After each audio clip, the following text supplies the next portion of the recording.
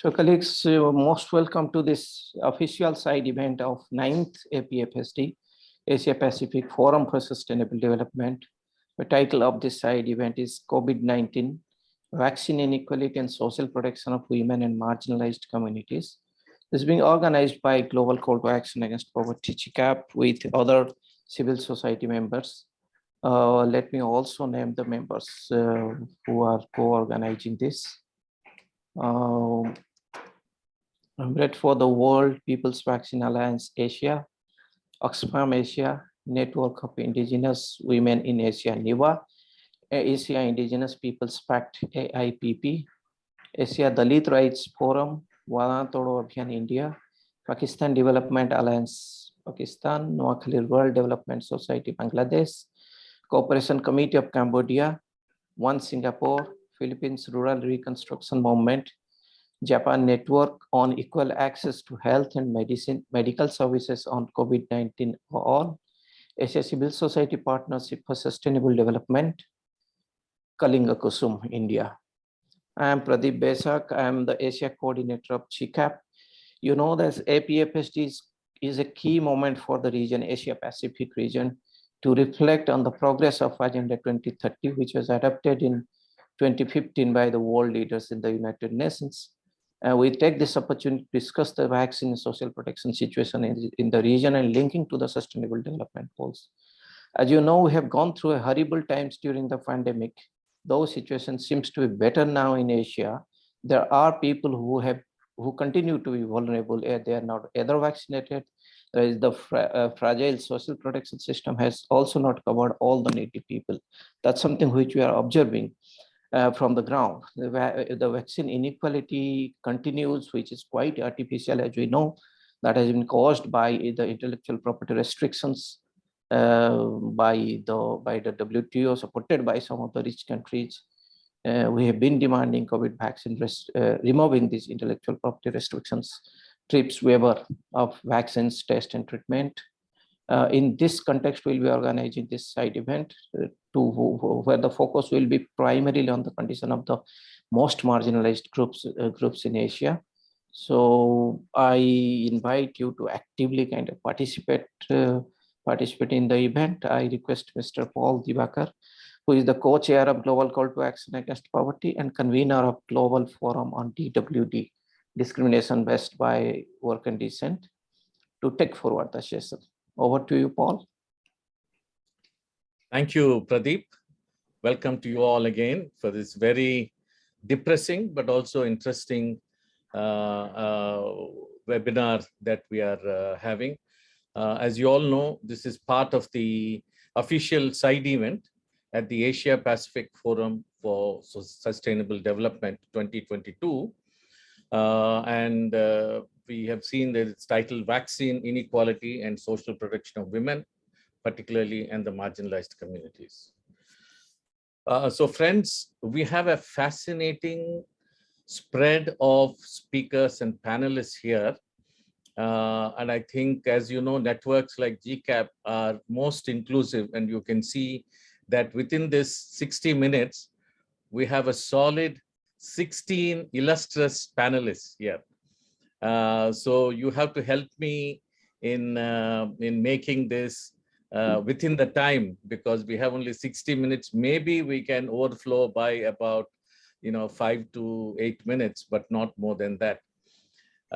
So friends, all of us know that vaccine inequality is the world's biggest obstacle to ending this pandemic and recovering from the this COVID-19.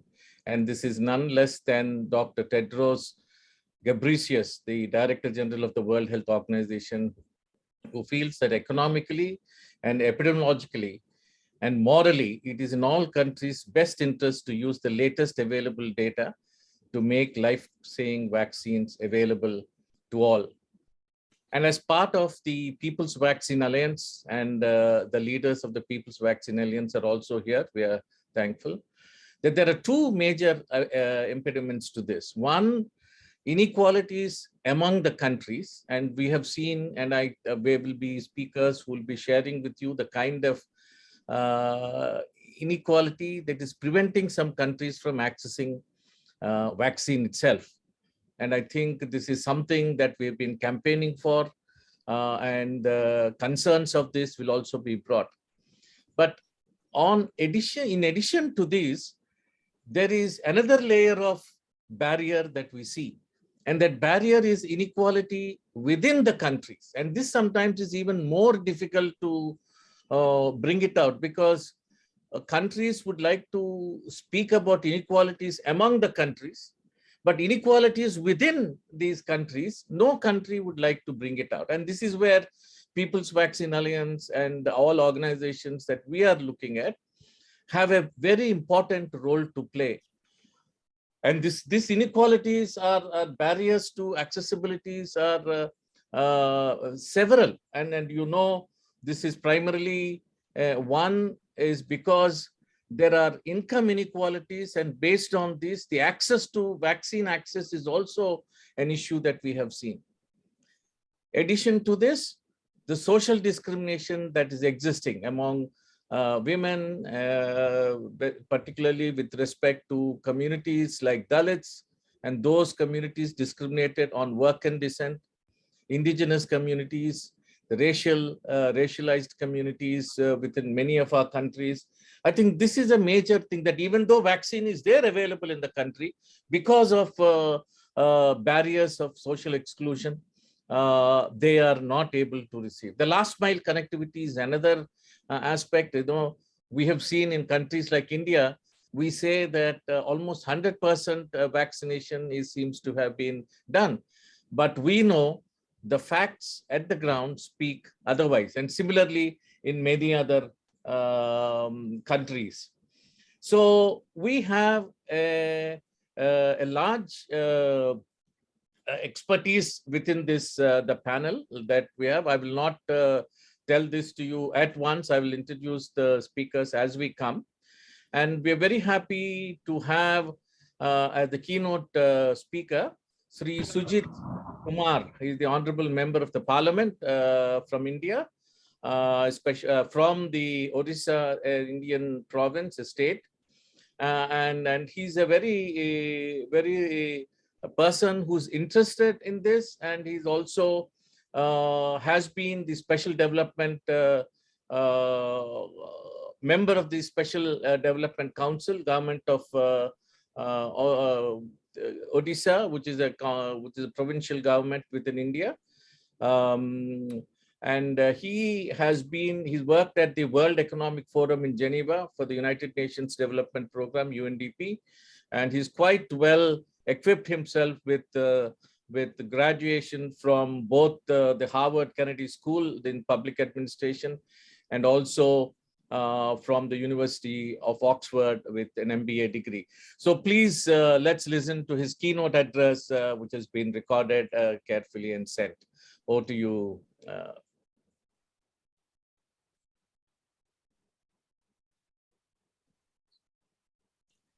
The voice is not coming, Pradeep.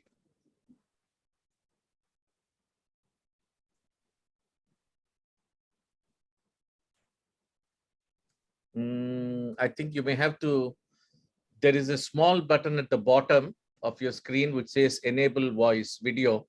I think once you do that, the voice might come.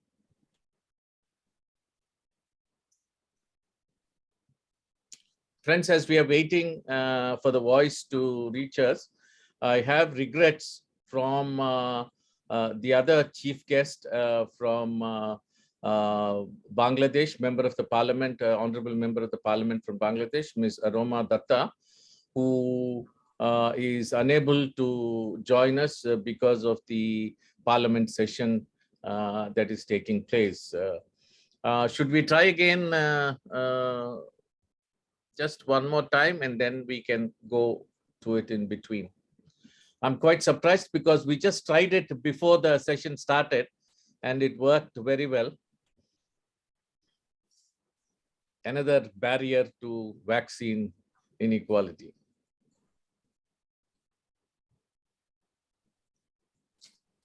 No. The sound is not coming. Yeah, sound is still not coming. Shall we move on, Pradeep, and then we will. It is a little unfortunate because being the public representative and member of the parliament, he has something which is, yes, we hear his voice. Yes, You can yes. hear? Yeah. Sorry, I muted myself. But his video is not coming. Voice is coming, video is not coming. Strong leadership at the health. When the COVID-19 pandemic struck our country, more strongly during the second Now wave, it's coming, December yeah? of 2021, Yes. Okay, sorry. Odisha Here has you been hailed globally as a leader in disaster management. Even the UN has hailed the Odisha government leadership for its disaster handling. Odisha's response to the pandemic was also equally effective, was proactive with strong leadership at the health. When the COVID-19 pandemic struck our country, more strongly during the second wave in the summer of 2021, vaccines were our only respite to protect our gigantic population. Although there were initial hitches in the country as well as in the state of Odisha, we have made remarkable progress ever since. As of today, Odisha has vaccinated 94% of its eligible population with at least the first dose and close to 83% of its population with the second dose. Booster shots have also been administered and will pick up pace. The other notable achievement of the state has been that its capital, Bhubaneswar, was the first city in the country to be vaccinated 100% by August 2021. The state government has played a commendable role in this regard. It has leveraged the strength of all stakeholders, civil society, private players, and engaged them innovatively, which ultimately has led to fruitful achievements. To target people with disability, I'll give an example. To target people with disabilities and those living in remote locations, vaccination vans equipped with all requisite staff and items were started. Citizens could give request for these vans for the delivery by calling a number, and the district administration would do the needful. Odisha is also a state where people living in the hills and the tribal blocks, because we have 22.8% of our population as tribals and living in remote and in the hilly terrain. So with the help of civil society, government also reached out to these people in the remote and hilly pockets. Apart from COVID, it is also important to mention that Odisha has become the only state in the country to achieve 0.5% of immunization under the Mission Indradhanush, which is highest in the country. Even in the COVID response, the state government partnered with more than 30 hospitals, having around 6,000 beds, probably one of the highest on a per capita basis in the country. In April 2021, the state not only met its demand, but also sent hundreds of metric tons of medical oxygen to other states like UP, Maharashtra, Karnataka, on the request of those state leadership. And all of this was directly monitored and coordinated by the Honorable Chief Minister, Siddharth Patnaik. The economic response of the state has also been equally encouraging.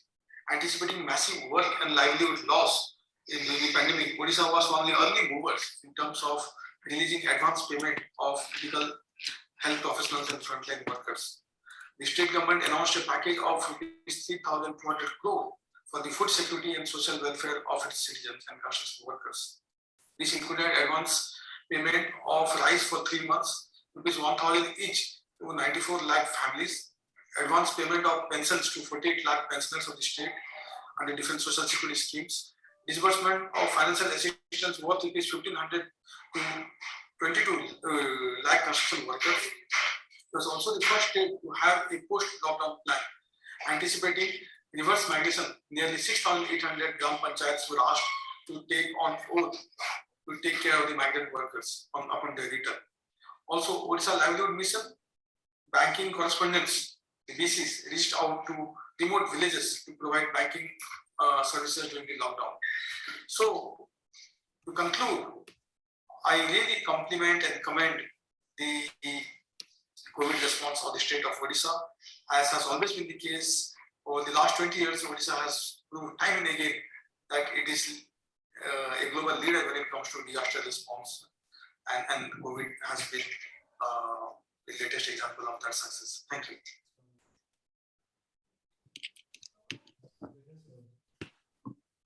Thank you, Pradeep, for this video, and we thank Sri Sujit Kumar for this, for explaining to us the kind of measures that have been taken by the provincial government of Odisha in seeing. Well, this is what is being stated by a representative of the government of Odisha. But we also know there are several layers and exclusions that they may be present. So I think this is a group that we'll have to look at. How do we enhance the ensuring of vaccine equity, even though some of the states are claiming that they have done very well. So friends, I invite now a list of very illustrious speakers. I will not introduce them all at one time, but say a few words at the beginning when I invite them. And request all of them no more than 2.5 minutes. So we are very, very strict because of addition. So it's very difficult. So let us not go much into the narratives of the problem, because I think we have to some extent narratives. Maybe if you can just quickly share one or two concerns, but go immediately into the suggestions. How do you bridge the inequalities in ensuring that there is a vaccine equity within the countries? We are not so much, of course, between the countries is an issue, but let us focus on within the countries. And how do you look at ensuring the last mile connectivity to see that we overcome this? So I invite now Mr. R.D. Marte, the Executive Director of Asia Pacific Council of AIDS Service Organizations. He's also a leading member of the People's Vaccine Alliance of Asia. Over to you, Marte. Again, 2.5 minutes. Mr. Pradeep. Pradeep, please let me know when this time ends. Over to you, Marte.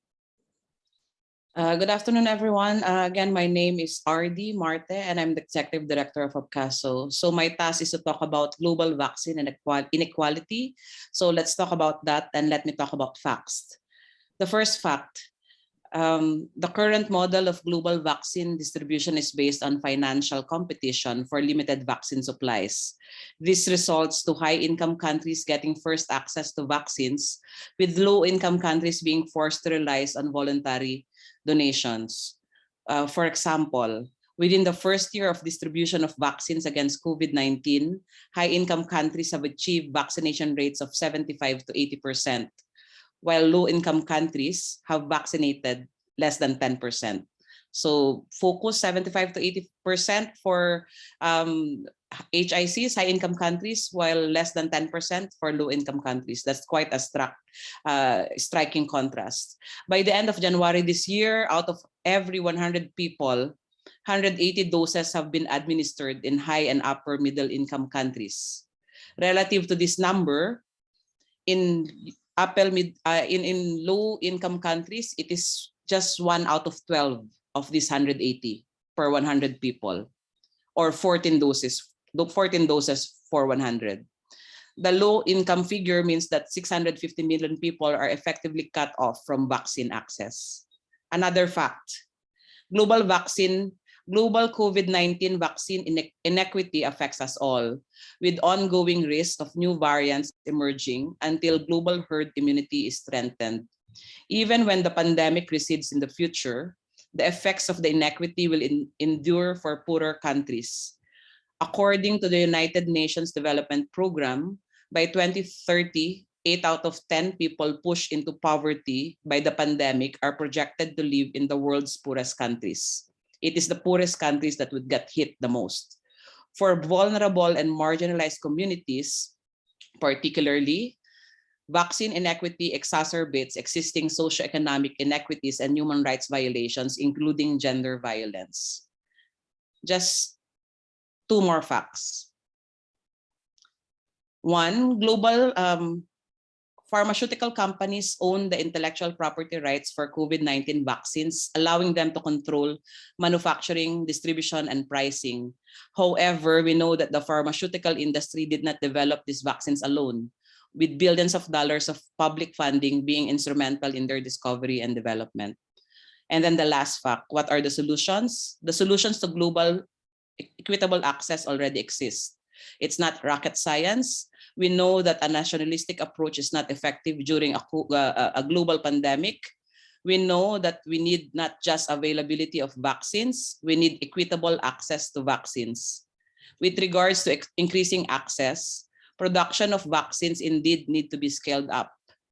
But more so, governments need to support the IP waiver, and we need a paradigm shift for research and development that is no longer profit-based, but is rather a global public good. With that, I end my short intervention. Thanks, everyone. Thank you, Adimati. You've been very focused in sharing the concerns. Very distressing facts all of us again brought to us. Thank you very much. I invite now Mr. Mustafa Talpur, who is the Regional Campaigns Manager at Oxfam and is one of the leading lights of the People's Vaccine Alliance. Over to you, Mustafa.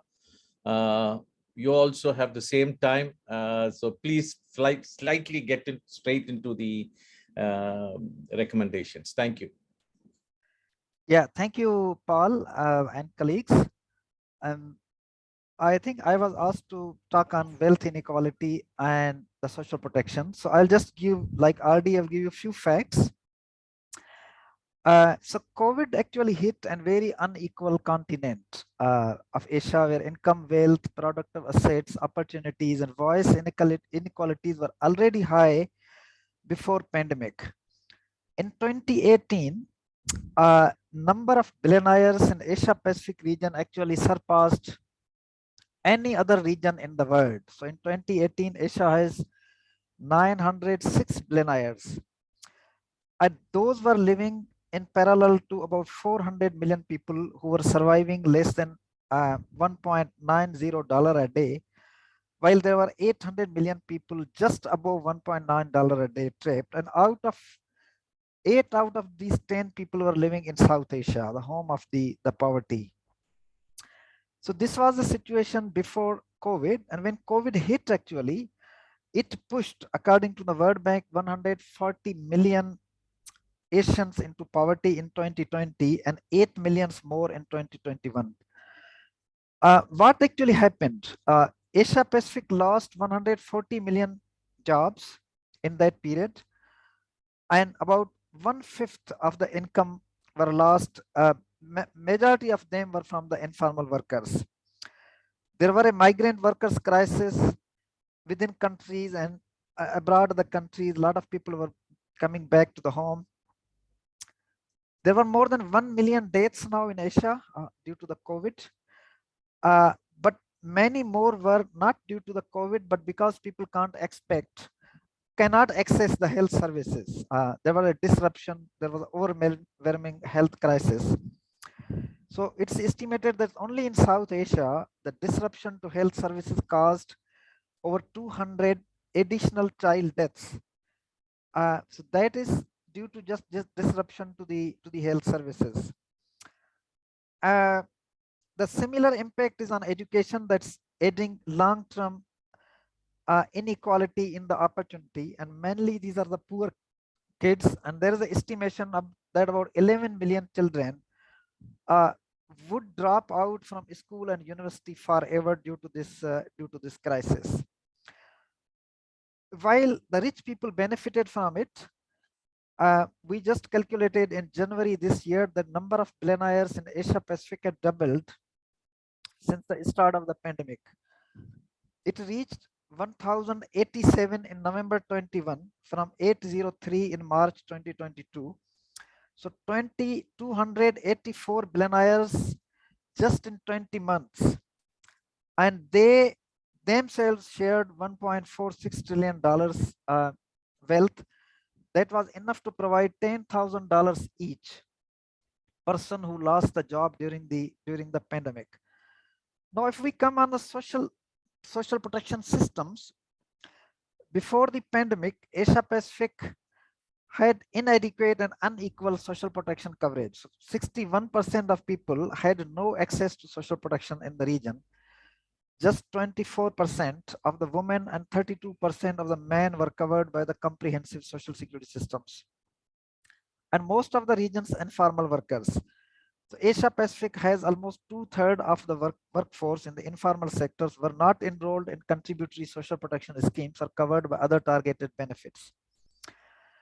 In 2017, we just saw that out-of-pocket payment for the health services accounted more than 60% of health spending in Pakistan, Cambodia, India, Bangladesh, and Myanmar. So 60% people were spending from their pockets, and 13% of households in Asia were experiencing catastrophic expenditures on healthcare. However, during the pandemic, several governments introduced quite good social protection programs and a temporary measure. So for example, in 2020, Pakistan launched an emergency cash program which benefited about 67 million people. Between April to October, Mongolia increased its child benefit from $7 to $35. And Bangladesh launched the cash assistance program targeting 5 million people.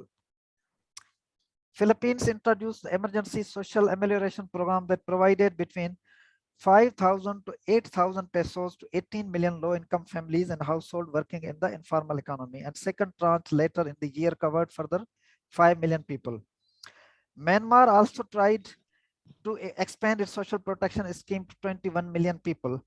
But that later on got disturbed, and we don't have a clear picture what happened there. Thailand extended its universal coverage for health emergency patient scheme to include COVID-19, and Indonesia's government subsidized the national health insurance scheme. That was temporarily covered additional 35 million non-wage workers. Now, these all were a very progressive measures, but these were temporary. Now, the solution is the inequality and poverty that COVID created is, of course, it was a pandemic, but if these policies continue, the governments can actually overcome the huge levels of disparities. What they can do, they shouldn't listen to the IMF and World Bank on austerity and cutting the social spendings and conditions. Other important measure where there is a heavy debt countries like Sri Lanka, Pakistan, a few other countries, mainly in South Asia, there must be a debt moratorium till the countries fully recover from the pandemic and support their citizens. And as government has invested more in the social protection and health services, they need to continue improving the public services and its delivery and governance, and expanding the social protections to reach more people. And how do they raise the resources? So they have to have innovative means to raise the domestic revenue by taxation of the rich people, especially the people who had made billions out of this crisis by selling the equipments, the other services that needed to support the pandemic. And then also there is a role of private sector to be a responsible business model, and that upholds the equality principles. That's all. Thank you very much. Thank you, Mustafa. Very interesting fact. Sorry, I could not resist. I mean, not cutting you, but you've done quite a bit of spread of the kind of inequalities it has come. And one of the key things you're asking the governments to do is not to listen to the so-called measures that have been suggested by the World Bank, but ensure that there is a real social spending on this to ensure that there is a livelihoods are given. Thank you very much. Pradeep, I have a problem. I'm not able to restrict speakers to the 3 minutes, and we have, what do you do? Because we are going, the minimum is there. So I very intense appeal to all of you. Can you kindly restrict to 3 minutes? And otherwise you have to allow me to chance to cut the mics if necessary, because we will be doing injustice to those speakers who are listed. I know it's not a fairway, but it's a large Asian region and we need to accommodate. So kindly come straight on to the recommendations. Please, I request all of you. My next speaker, is Beena Palikal, who is the General Secretary of National Campaign on Dalit Human Rights, specifically focusing on economic rights, looking at the policy interventions in the state and central governments within India. Over to you, Beena. Again, 3 minutes, 2.5 to 3 minutes, please. Thanks, Paul. Yeah, I'll be as quick as possible. I was asked to speak mostly on the loss of livelihood as an impact of COVID.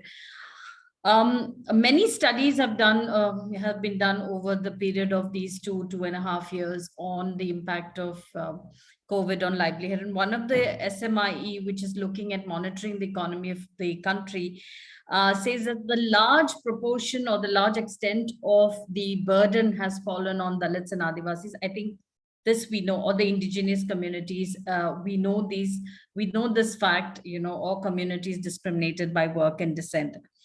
The relatively less drastic impact has been most on Adivasis or the indigenous groups, because they were mostly in the agriculture labor, which was continuing to, some of that was continuing to happen. However, as compared to the other categories of people who've lost their jobs, obviously it's much higher for both the Dalits as well as the indigenous people. So that burden of the disproportionate burden of job loss is very high amongst the Dalit workers. And as a result of this, the recovery too has also been relatively stronger for underprivileged caste workers compared to the other workers in this particular study. Because of the loss of livelihood, this has also affected their health, and this has also increased the number of people who are going hungry in this country. So the hunger index also of 2020 will show very clearly how these different vulnerable groups are facing hunger and as a result of the loss of jobs, as a result of the lockdown or COVID. And within that, if you look at the intersectionality of gender, and if you look at the intersectionality of other, not just gender as in women, but also as trans and others within the communities, I think we'll see that there's a much further aspect of impact on them. One of the other things that we'd also like to bring in here is, I think Mustafa also mentioned the social security, and I think that would be my recommendation, that one of the things that we really need to push for is a social security, where we saw many migrants, many people actually losing their lives just because they did not have an immediate social security that they can fall back on. In NCDHR, we also did a study on youth and people who were, going to regular universities from the Dalit communities, who actually could not continue their education because of because of the COVID and because their parents lost jobs. So the father, who was probably a migrant worker, came back and did not have a job. And this pushed the students to leave their education. That means leaving their masters and PhD, MPhil, to go and work as laborers, on agricultural laborers, and also many of them also got into sanitation work and domestic work. So how do we ensure that we have some kind of mechanism to ensure that we do not lose the students who have already struggled to actually come up to the master's or PhD level to go back into this? Therefore, we need to have some system that absorbs this kind of shocks like COVID. Thank you. Thank you very much, Beena, for a very succinct intervention and also for the suggestions that you have given. I will not repeat it, but I hope all of us will be able to share the notes that you have given to Pradeep so that we'll be able to share it with a much wider group. Thank you very much. Friends, I would like to now invite Ms. Chanchana Chakma from Bangladesh. She is the leader of the Bangladesh Indigenous Women's Network, BIWN. And over to you, Chanchana. Chanchana, are you there? Yeah. Thank you. Thank you very much, distinguished delegate. I'm focusing on pandemic impact on the indigenous women and vaccine inequality. I'm going to speak on behalf of NEWA. NEWA is Network of Indigenous Women in Asia, which is part of the AIFC. Overview is that there are lack the recognition of indigenous people in countries like Thailand, Bangladesh, and Taiwan, and other country in Asia, South Asia. Where is I feel many indigenous people not recognized. That's why we are having like inequality of vaccine. And we have some country we have no identity as indigenous people, as well as in Bangladesh also. In some countries, despite of the recognition by the countries, precedent of discrimination and exclusion in Asia, some reports from the Thailand also their social service and social health there is issues of the citizenship less. They have no citizen, those who are indigenous people in Chiang Mai, and due to that, they are deprived of basic health service during the COVID. And where is also COVID worsens the economic situation of indigenous women. According to the Thailand Indigenous People Council, in Thailand, they said that most of the indigenous people, they are become unemployed. They are ready, like 2020 was 3.995% and 4.13%, respectively higher than the corresponding figure in the same period of last year, as well as Bangladesh also. Garments worker, beauty parlor worker, they have lost here, and some are now they are working as a day labor because they didn't return their jobs. Those who are working garments and beauty parlor, and some are working other in corporate institutions. Then 2019, the third quarter of the outbreak, Thailand and South Asia, including Bangladesh, however, the proportion of the indigenous people who have been out of the work for some countries 14 weeks, some countries 3 months, and some countries like 4 months, like that. And indigenous people is being promoted health equality, and still the right to health. We are still struggling for right to health. Asia, South Asia country, and in Bangladesh also. And now it is still indigenous women so far. In Bangladesh, we have a cases COVID-19, some pregnant women have been died due to they didn't get proper health service. They didn't reach the hospital also, because especially in Chittagong Hill Tracts, we have a lot of problems. There are multiple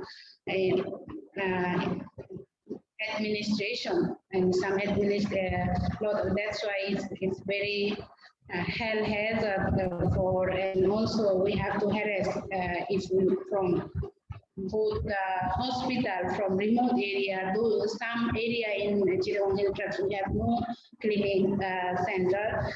That's why it's and also it's distance of the hospital and vaccine center from village. That's why people are there not aware, actually lack of aware of vaccine there, and they feel that it's difficult to register because of they have no internet, they have no, they don't know actually how to register also. That's why it's problem in Bangladesh. And due to the distant vaccine center, they are facing a lot of problems. And most of the remote area, the indigenous women and indigenous people, they didn't get the vaccine properly. Still, they are struggling because they don't know. We have in Chittagong Hill Tracks area and other area also, we have no proper internet. That's why it's also a problem. And people also Sanjana, can you conclude, please? Oh, okay. Thank you very much.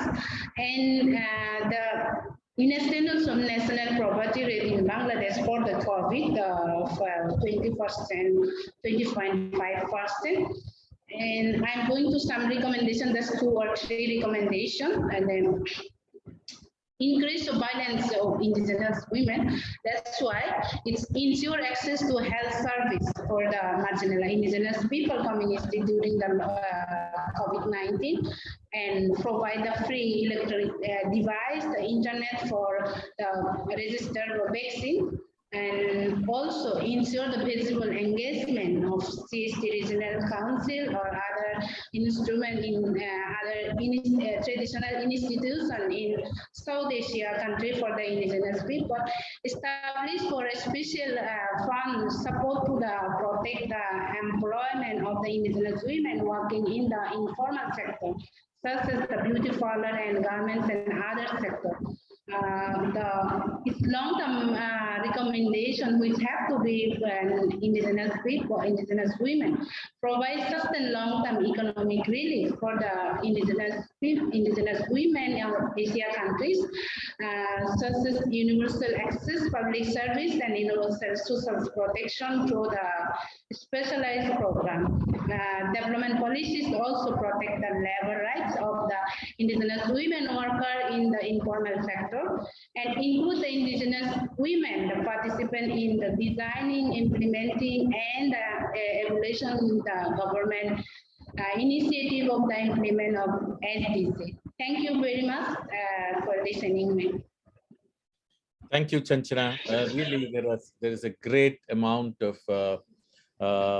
particular social discrimination against the indigenous, and previous speaker to you also has mentioned against Dalits and communities discriminated on work and descent.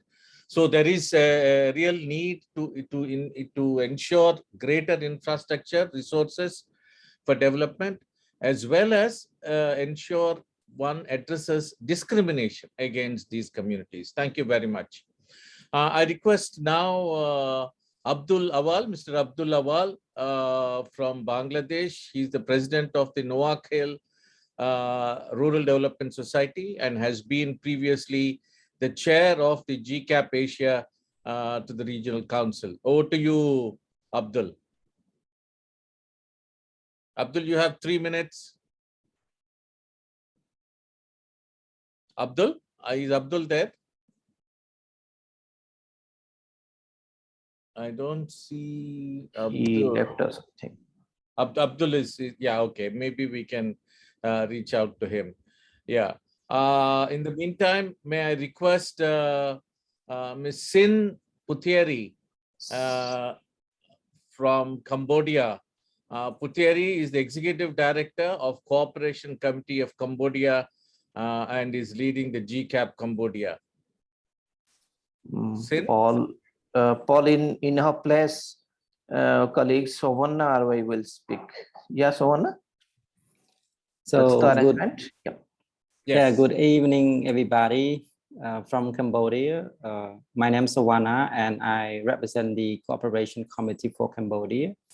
Well, CCC is the membership-based organization. Right now, we have approximately 186 members, consist of both domestic and foreign non-governmental organizations as our members, and we work on the issue of good governance, sustainable development goal, and touch with inequality as well.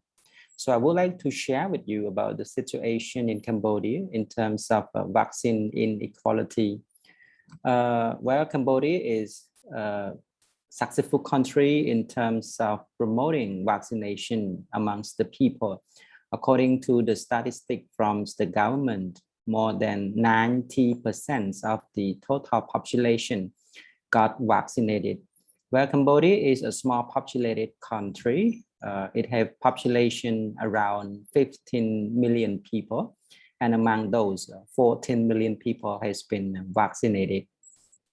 And the government gave priority to the vaccination process among the people. So we see low gap of the discrimination in terms of the people receiving the vaccine benefit. And at the same time, besides introducing the priority on the vaccination process, the government also introduced a social protection policy to support the victims of the COVID-19 and at the same time to support the economic and social impacts caused by COVID pandemic. One more thing that is concern civil society organization is about voices of civil society organization during the COVID-19 pandemics. Of course, the government take immediate action, and sometimes the decision-making process is not really inclusive, and the government take role very actively on the civic space issue, and civil society organization express concern about the ways that the government take charge, fully engaged without dialogue or discussion with civil society organization and other stakeholders. So as the voices of civil society has been let out, we as the civil society organization seek for support from the government and other stakeholders to promote inclusive and transparency in terms of implementing the social protection policy to ensure that people from different sectors, indigenous people and people with disability will receive the benefit as the others in terms of enjoying of the social protection policy. So I think this is the end of my intervention. Thank you so much. Wow, thank you so much, Suwana. Very specific interventions of recommendations coming from Cambodia to address discrimination, as well as ensuring greater participation of civil society to address this issue. Thank you very much. Commend you for finishing it on time. May I request now Ms. Becky Malay, who's the director of PRRM, Philippine Rural Reconstruction Movement, and also convener of the GCAP Philippines, the steering committee member of Asia Civil Society Partnership for Sustainable Development, and also has been the former co-chair of GCAP. Becky, over to you.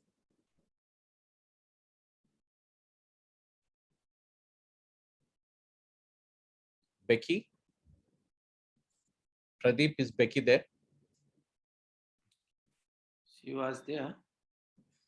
Okay, let me just go to Zia, and you can call up if Becky is available. Friends, I now have I'm very pleased to invite Zia Ur Rahman, who's the founder and executive secretary of Awaaz Foundation, Pakistan, a leading NGO, national NGO in Pakistan, working for securing the future of the marginalized communities, especially women. He is a mathematician and a social activist and several scholarships in social sciences. He's also the convener of GCAP Pakistan.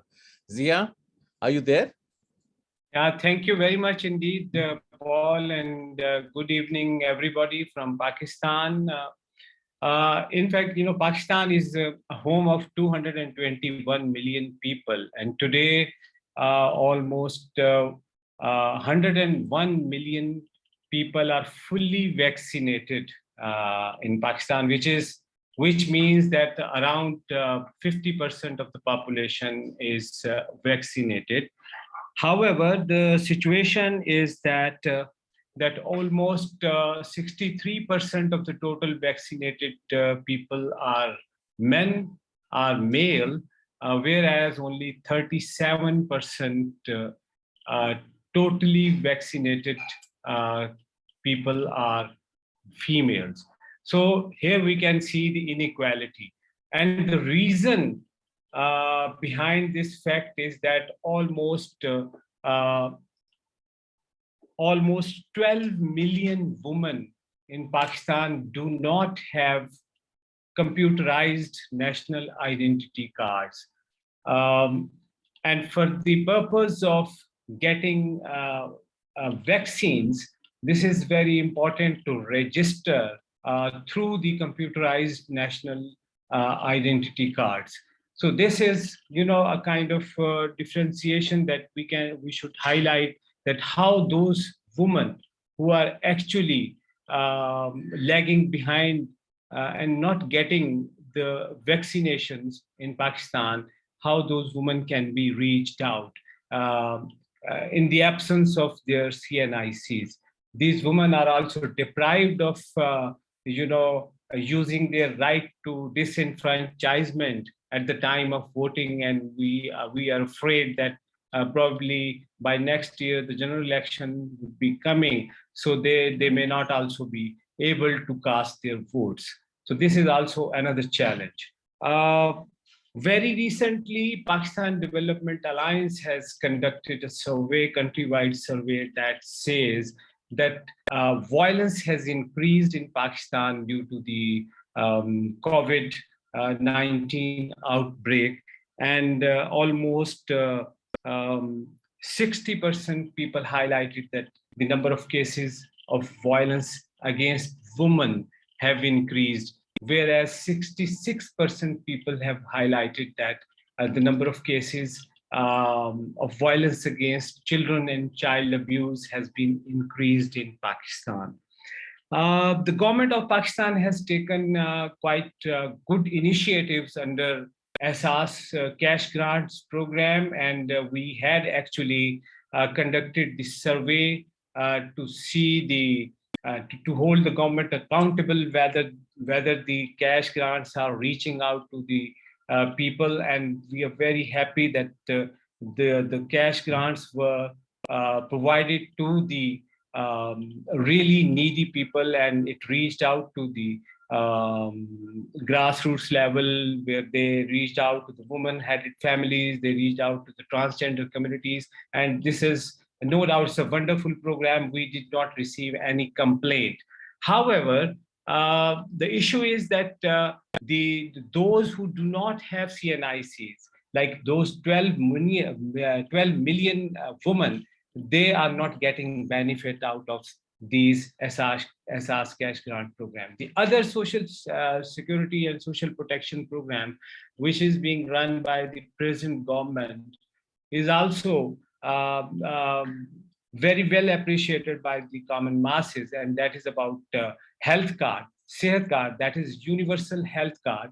However, the health card is being given to the head of the family, and head of the family is considered male in Pakistan. So there are several 100,000 woman-headed families in the country. They are unable to get that benefit out of this social security, social protection program. So, and there are again, those who do not have CNICs, the woman-headed families, they are unable to get benefit out of the health cards. Jia, you can conclude. Similarly, I think I would just recommend that the health card provisions, as well as the SAS cash grant provisions, and the vaccine facilities need to be reached out to the woman-headed families, to all the women who are lagging behind just because of the absence of their CNICs. Special initiatives need to be done so as the women in the country should have their computerized national identity cards. Thank you. Thank you, Zia. Thank you very much. I think this is a very important aspect that you're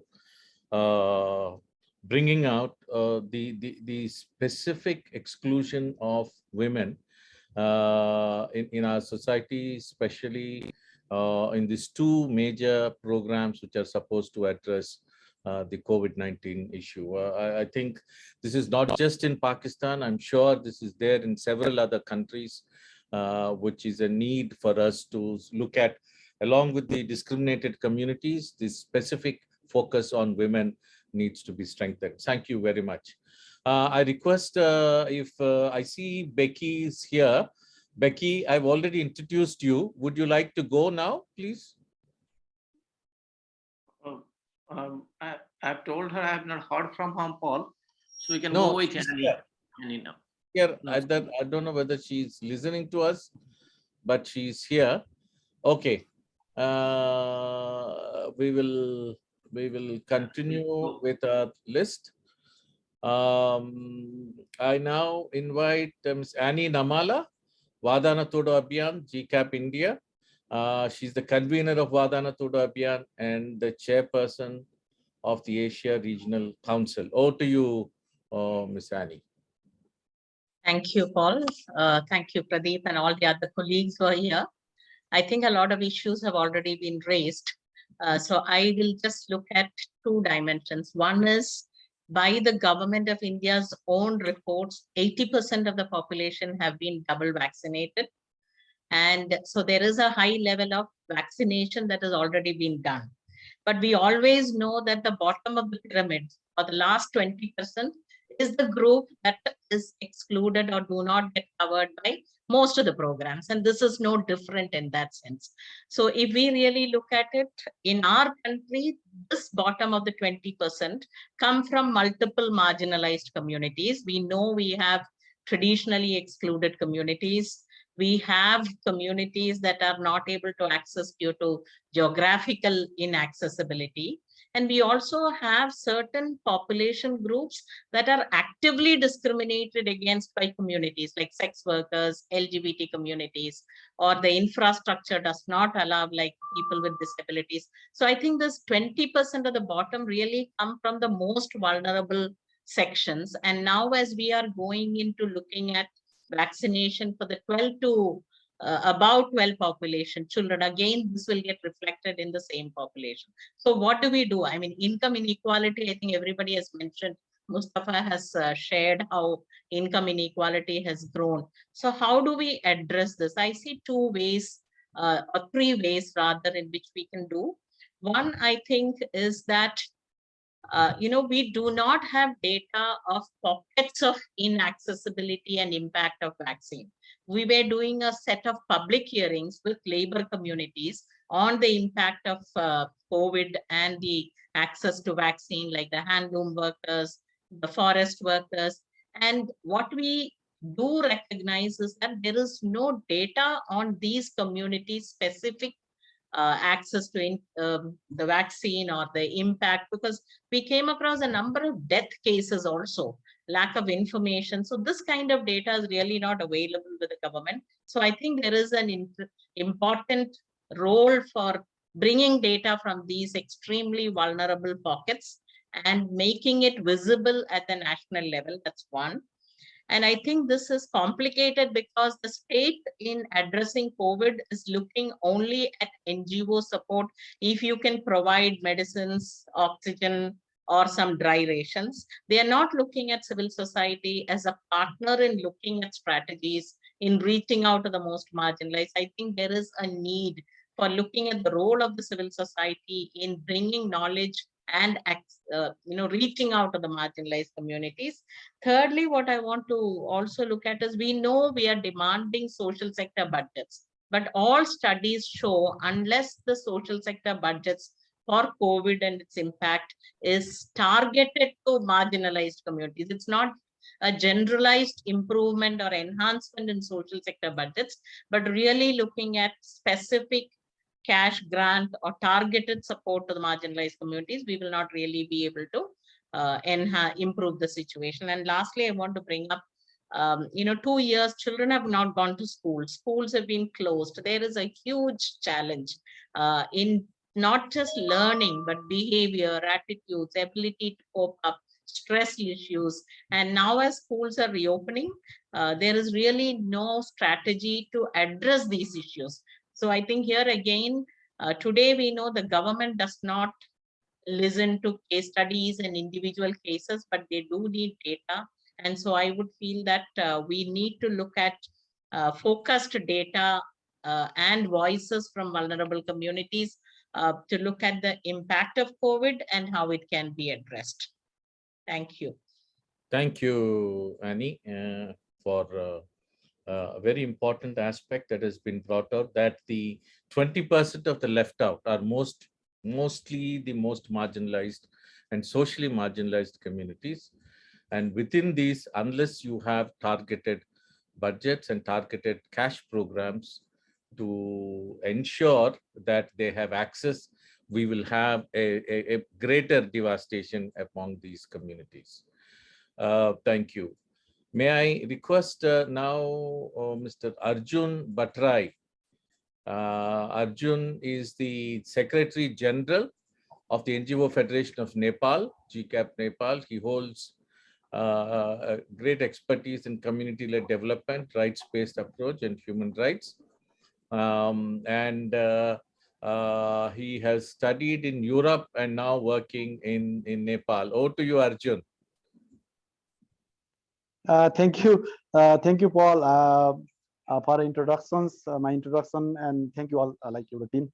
Actually, in Nepal, in so far 1.9 million people. Arjun, your video is not coming. Can you put on your video? Is it possible? I'll just wait a minute.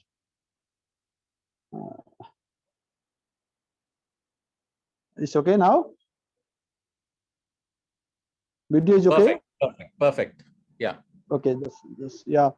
And in Nepal, so far, like 1.9 million people infected by the COVID-19 and 11,000 almost the death report in the country since pandemic began. And Nepal has administered at least 30 million doses of COVID vaccine so far. And assuming every person needs 2 doses, that's enough to have vaccinated about 69% of the country population. However, only the 55% people got the vaccines and 2 doses, and still remaining 45% waiting for the vaccines, and some that is the situation.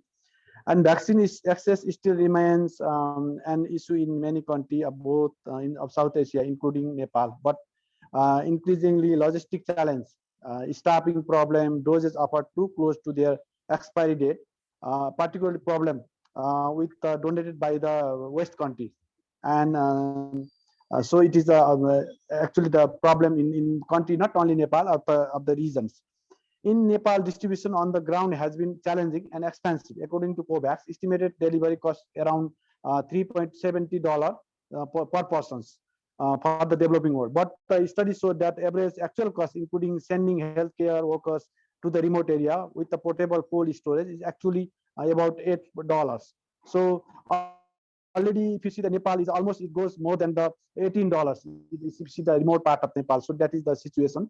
As a result, vaccination rates in the easier to access in the capital city, and almost 60% people already 2 doses in the capital. However, it's still left behind the countryside, and not actual data how many percent the people got the vaccine 2 doses in the countryside. So that is the problems.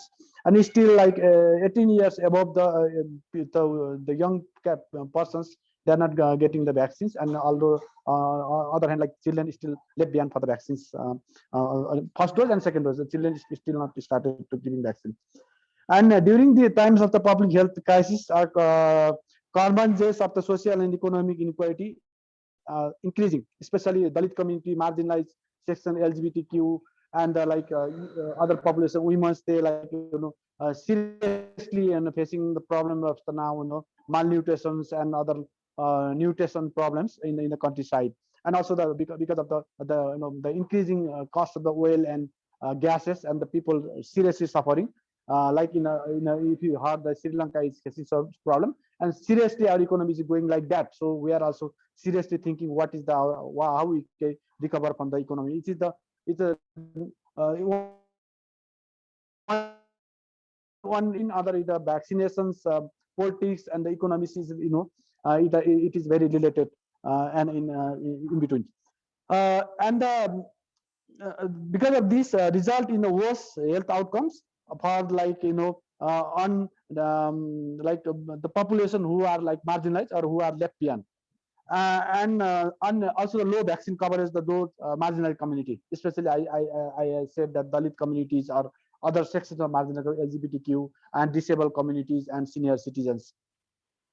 And in Nepal, the People's Vaccine Alliance seriously working, actively engaging in the different types of campaigns across the country after the pandemic has introduced multiple crises. And also, like, we are working with the government even to tips waiver proposals. And the government is listening carefully but implementing. So the problem of implementing, that is the big issue, and the challenging now is the social security issue, because the health security, like social security in terms of health is very, very expensive. So that is the because of the COVID-19, and it's a continue is the trend of this cost of the health facilities is higher than higher. So so for the facility, health facilities for the poor and marginal community is still very far. So that is the situation. As a civil society activist, so the major challenges in Nepal is increasing, this economic crisis is increasing, and which is directly impact to the poor and marginal community. So we all need to seriously think about what is the post-COVID economic recovery in these regions. Thank you very much, Paul. Thank you, Arjun, for quickly going over the concerns and also the inequalities in respect to access to the health facilities by the communities, especially the rural. Yes, I think we have a lot to do together. Thank you. May I request now Mr. Masaki Inaba, who's the Program Director for Global Health, Africa, Japan Forum. He has been active in the GCAP Asia and Global. So I request Masaki to now share. Thank you. Okay, thank you very much. Can you hear me? No problem. Okay. Thank you very much for giving me an opportunity to speak here in the side event of APFSD. The agenda of my slot is Japan's position on TRIPS waiver on vaccines. I will explain the position of Japanese government on TRIPS waiver and its changes following the situation, and the efforts of civil society advocacy for the government of Japan. As you know, Japan, as one of the countries of the global north, has been taking a very hardline policy on intellectual property rights protection. It has been vocally advocating in WTO, as well as the negotiations of Trans-Pacific Partnership Agreement of TPP, or Regional Comprehensive Economic Partnership, or RCEP, with the United States. On the context of COVID-19, originally, Japan followed its original hardline position on TRIPS waiver proposal submitted by India and South Africa in October 2020. We, Japanese civil society, has been always challenging the hardline IP protection policy in every opportunity, including WTO, TPP, and RCEP. In the context of COVID-19 and equal access to COVID-19 tools, we, Japan civil society, developed a wider network named Equal Access to Health and Medical Services for All Japan Network that consists of 8 CSOs, civil society organizations, working on advocacy on primary health care, HIV/AIDS, health rights of migrants, trade justice, and human rights. The network, and this is the working closely, and that is the working closely with People's Vaccine Alliance and the People's Health Movement, has been working on, first, raising awareness on equal access to intellectual property rights issues, and second, regular negotiation with the line ministries for the policy change. We had a series of meetings with Ministry of Foreign Affairs and the Ministry of Economy, Trade, and Industry 4 times to urge its policy change on TRIPS waiver. Following the policy change of the US to partially support of TRIPS waiver on May 5th, 2021, Japan also changed its policy from opposition to neutral. Then Foreign Minister Toshimitsu Motegi officially responded in the Diet, saying, Japan will not be the obstacle to make a progress on the negotiation in WTO. But actually, they are still negative about the India and South African proposal, not supporting it. But our efforts on raising awareness among public opinions and especially among the health experts and academia has been more progressed. More health experts that are influential for the government policies have become more serious on the issue. And Japan's new global health strategy, which is under development and will be launched in later May, will have a little more progressive approach on this issue.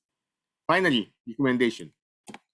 East and Southeast and South Asia is the sub-regions that have strong manufacturing capacity on vaccines, following the North America and Western Europe.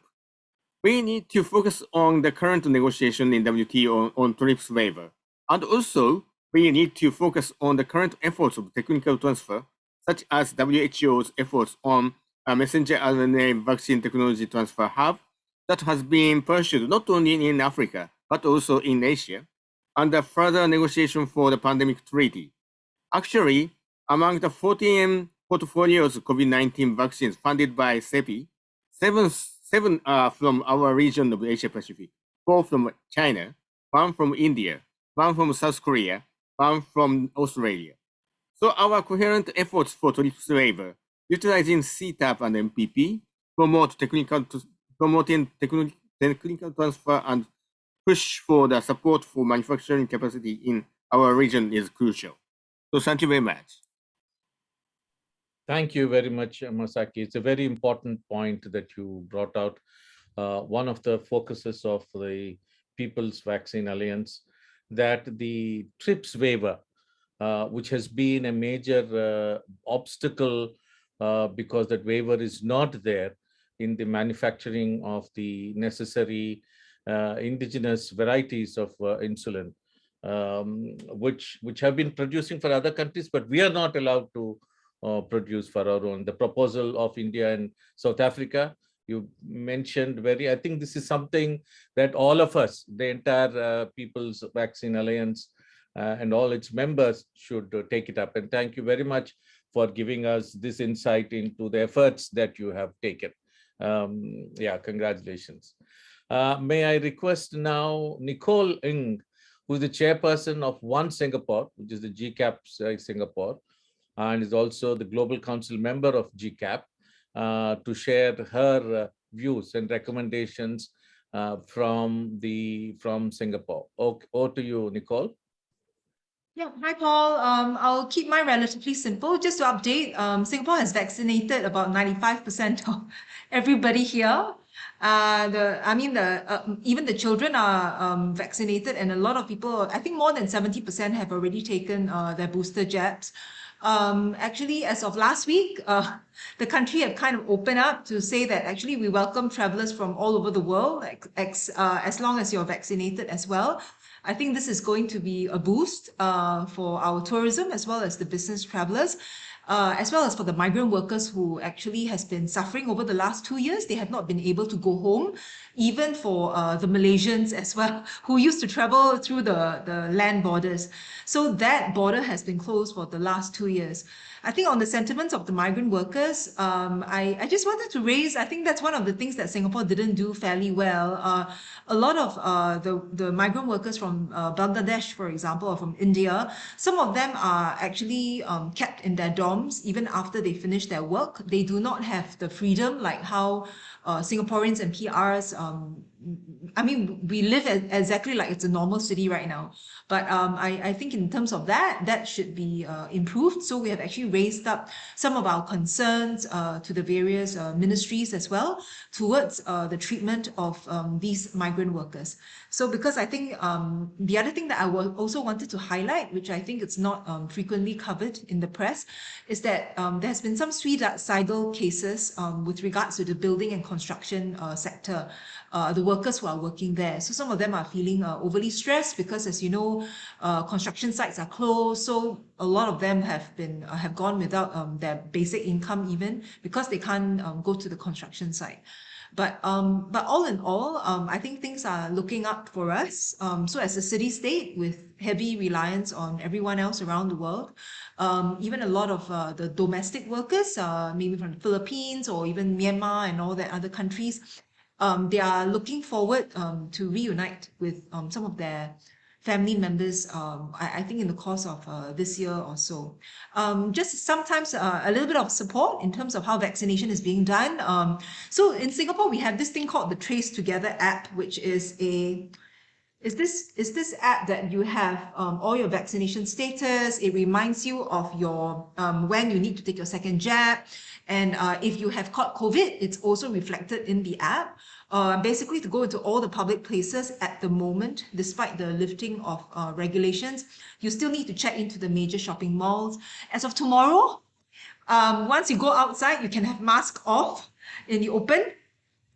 So any outdoor setting, you can walk around without your masks on. So this Trace Together app is quite interesting because even the foreign workers, you can actually download this app and they will be able to trace you and wherever you are. And it's part of our very active contact tracing.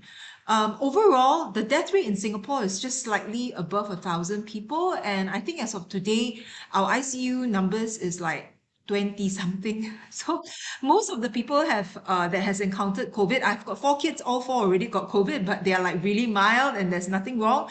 So now the government has mandated a lot of self-testing as the first rule of thumb in order to protect our healthcare system, which is actually managed by a lot of migrant workers. Like most of our nurses are actually Filipinos, for example. So to provide the sanity and protect our current medical system, we wanted to ensure that everyone else has direct access to our hospitals and things like that.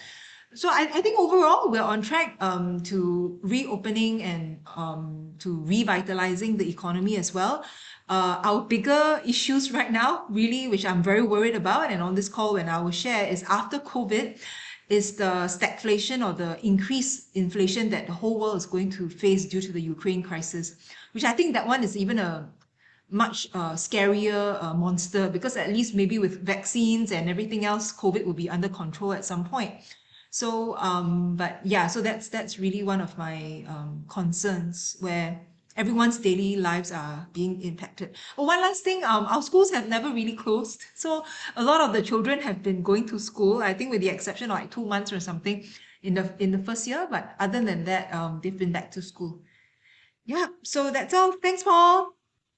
Thank you, Nicole. Of course, Singapore has always been a kind of an isolated country which has managed to make his. But then what you pointed out is very important, that within the country, the cause of concern is the treatment of the migrant workers. And I think that is a major thing that is a cause for the campaign. And I think you have said that you are taking up campaigns in support of not only the freedoms, but the protection, special protection for ensuring freedom as well as health for the migrant workers within. Thank you, Nicole, for these. Friends, I'm really surprised that we have finally reached the end of the thing. We have just one more. I'd like to invite Mr. Lance Escasio. He's the People's Vaccine Alliance coordinator for Asia. Lance, I hope you're sticking around. Are you there? Yes, I'm still here, Paul. Thank you. Yes.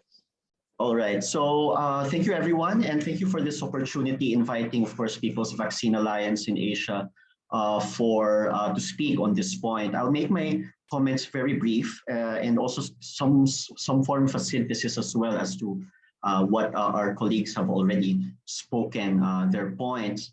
I think we are all one in saying that the pandemic is not over, especially for marginalized communities, the Dalits, the PWDs, the women, informal workers, indigenous peoples, LGBT migrant workers.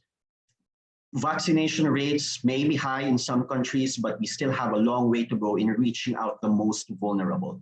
We also saw in this pandemic that healthcare systems, especially in developing countries, are weak and cannot really address especially the needs of vulnerable communities. Social protection mechanisms have also been exposed to be insufficient to save or to protect especially vulnerable populations from the risks of public health risks. So with that said, we in the People's Vaccine Alliance in Asia have come together, more than 50 plus organizations in Asia, present now in 13 countries and a growing regional coalition, calling for equality of access for COVID-19 related vaccines, but not only vaccines, but diagnostics and therapeutics, and as well as a more resilient universal healthcare system. I think that's what we've come to appreciate, especially in this pandemic, and also for future pandemics to come.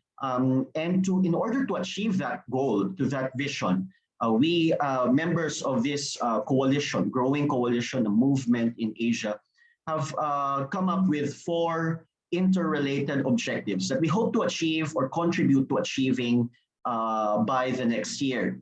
4 points. First is with regard to the immoral behavior of pharmaceutical companies. In fact, that's not, at least insofar as the general public is concerned, something we have to expose, as R.D. Marte had mentioned. Secondly, with regard to the TRIPS waiver, we must demand from governments to stop blocking this, as intellectual property we've come to realize has been a barrier to the production of vaccines, therapeutics, and diagnostics.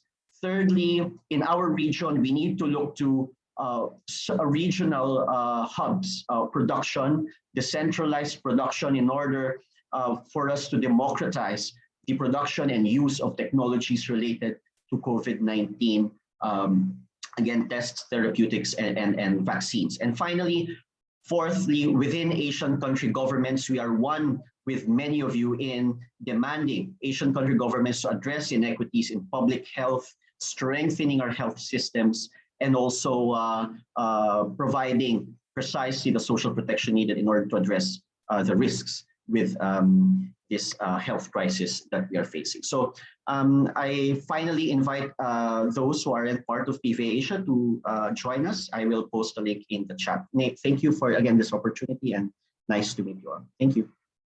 Thank you, Lance, for really giving an overview of the kind of interventions that we need to make, especially the TRIPS waiver. How do we address the whole aspect of the vulnerabilities within the countries, and then how do we ensure there's a greater hubs within the countries in order to see that there's a greater production of insulin. And of course, within all this, the last mile connectivity. You did not mention those terms, but I think it's very important for us to look at in all these to ensure that the spread of the vulnerable communities like LGBT, peoples with disability, the indigenous, the communities like Dalits, discriminated on work and dissent, women and children, in all these, to see how they can have better access. I think this campaign is very, very important. Friends, we have just 2 more quick presentations. I request them to be very brief.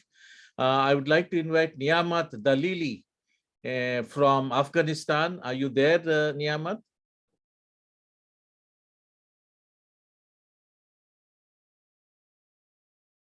Niamat Dalili from Afghanistan, if you're there, could you please share the situation? I know he is there, but probably not listening. Maybe we can go for next. Okay. And can I invite Nilofer Banu from Bangladesh to briefly share about the situation? Nilofer? Yes, thank you. Thank you for this opportunity. I'm Nilofer, you know. I was the first president of GCAP. Then our country's situation is, I must say, it's a small country, but for COVID situation, it is very much impressive situation now. Government is trying their best to do to vaccinate all the people. Even in the school student, they have started. School is open now, and they are giving that. They are doing their vaccination program. And you know, in the government sector, most of the workers are women. And without vaccination, they are not allowed to enter the work in the factory. That's why they are vaccinated all. And for some countries told that for ID card, there's problem. Same problem was in our country, but now government decided, then announced that everybody can go to the nearest health complex and they register their name, and they will call them, and they are calling them and vaccinated them. So the situation is very much impressive now, and everybody is in our country is a very common that every new thing people are adapting so fast. That's why we recover from this situation. The people's participation is also very good, and they are they are going to vaccinate. And for other, in the village, there are health complex, they are going there. And in our country, mainly, you say that the Dalit and others group, they are privileged to have the vaccine. So because they are doing a little bit not good job, that's why for their health purpose, they are very much privileged to take the vaccination. So it's the situation. We are very pleased about our government's action. I think after some days, everybody will be vaccinated. Thank you. Thank you, Nilofer. That a word of encouragement that the government of Bangladesh is doing well. Of course, there are also other voices that we have heard, that specifically the marginalized communities, even though you say they're privileged, they do face barriers still. And then how do we address them is still a question that we'll have to look at. But thank you for your intervention.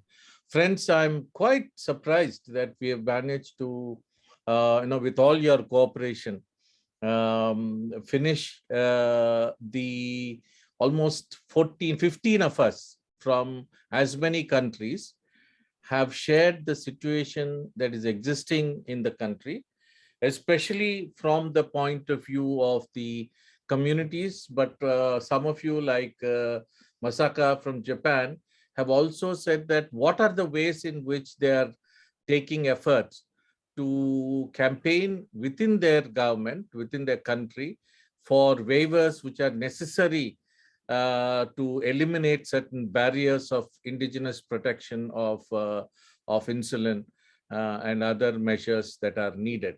And of course, all of us have mentioned, all of you have mentioned the specific need for addressing concerns of women, the social location of communities like Dalits, persons with disability, indigenous communities, LGBTQ, and others within their own countries. Some of us are doing better in their country, but some, I think, still need a lot of campaign to see the last mile connectivity with these communities is really needed. So with this, we come to the close. I just hand it over to Pradeep Baisak, who's the regional, the coordinator of Global Call to Action Against Poverty here, and has been taking up the leadership in taking special programs as campaigns within the GCAP, but also not only within GCAP, but in connecting and networking with other movements to see that we have an equity in the vaccine, which is going to have a major say in how especially low and low middle income countries are able to fare in this whole decade, because it's going to have a very long lasting impact on the economy of this country. So over to you, Pradeep, for your last words. Thank you. Thank you, Paul. Can we have a spare 30 seconds for one colleague who was raising hand? Oh, but I'm sorry. I'm not seeing him. Any last minute, 30 seconds kind of intervention by anyone?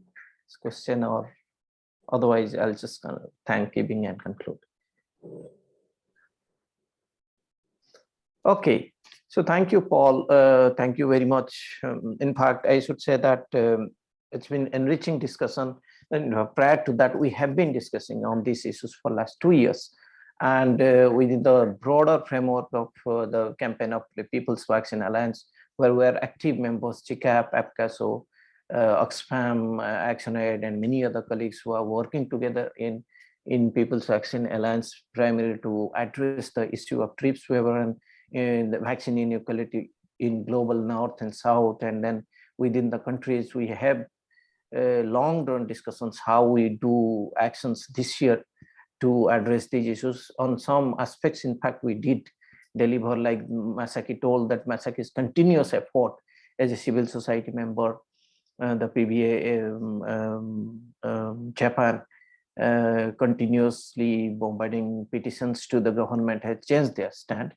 Of course, there are other factors like when US changed stance, these countries too, but the intervention of civil society cannot be just cannot just be whisked away. And they are taking note of this, and we are looking forward to more such campaigns and advocacy as GCAP, as PVA, as People's Vaccine Alliance Asia. We will be coming up with some country level status papers. We'll be doing online and offline campaigns to influence the process. We'll try, in fact, to meet some of the members of European Parliament at some point, so that they take a stand in favor of TRIPS waiver, which is coming as a major stumbling block and creating inequality. We have been seeing how the negotiation between the West and the India and South Africa is far less than expectation. That's very recent development. It's far less than any demands that we are making, far less than which would actually bring a vaccine equality across the globe. Will mitigate the inequality between global North and global South. So we'll be doing these actions together. Invite all of you colleagues to join us. So I'd take this opportunity to thank UNESCAP for offering this slot for the official side event. I thank Honorable Member of Parliament, Sri Sujit Kumar from India, for managing to send us a video. Despite his pressing parliamentary works, which we generally face, we invite MPs. They say yes, but last moment parliamentary work actually takes them away from us. He could manage to send us a voice message. Thanks to all the speakers for enlightening us on the situation of their countries and for the constituencies that they represent.